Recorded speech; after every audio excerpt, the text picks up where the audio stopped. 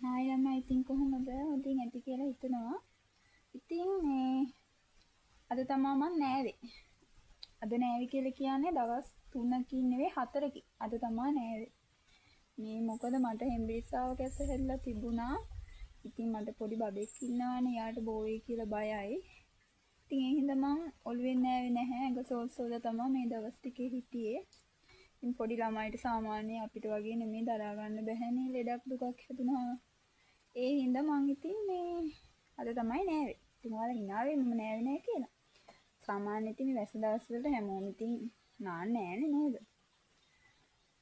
මේ දැනුත් වහිනවා අහස කළු කරලා පොද වැටෙනවා. ඉතින් ඔයාලටත් වහිනවද මේ විදිහට? අපි නම් ඉතින් රත්නපුර වැස්සෙන් අඩුවක් නැහැ. මේ බලන්න යන කොණ්ඩේ ගොඩ. ඔයාලටත් මේ වගේ කොණ්ඩේ යනවද? බබා ලැබුණාට පස්සේ මාර විදිහට කොණ්ඩේ යනවා. අපි ගිහිල්ලා බලමු අපේ චූටි පැටිය අඬනවා. එයා තනියම ඇඳේ ඉන්නේ. අපි ගිහිල්ලා බලමුකෝ. මොකද අඬන්නේ තනියෙන් ඉඳලා ඇති වෙලාද? අනේ සුදුමැණික. මේන් අපේ සුදුමැණික අඬනවා.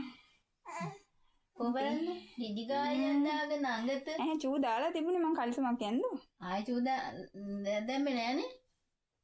නෑ දැන් ආයෙ දාලාද? නෑ.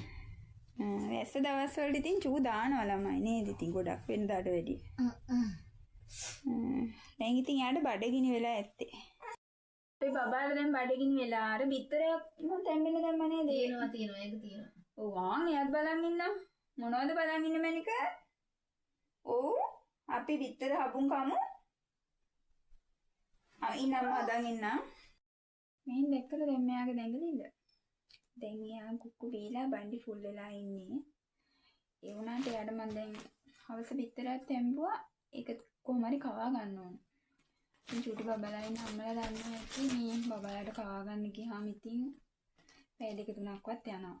ඉතින් මෙයා PBU බබෙක් නේ. ඉතින් මෙයා උපද්දර ගොඩක් අඩුයි. ඒ හින්දා ඉතින් මම කොහොම හරි බල කරලා හරි කවා ගන්නවා. ඉතින් මේ දැන් මම එයාට කවන්නයි හදන්නේ.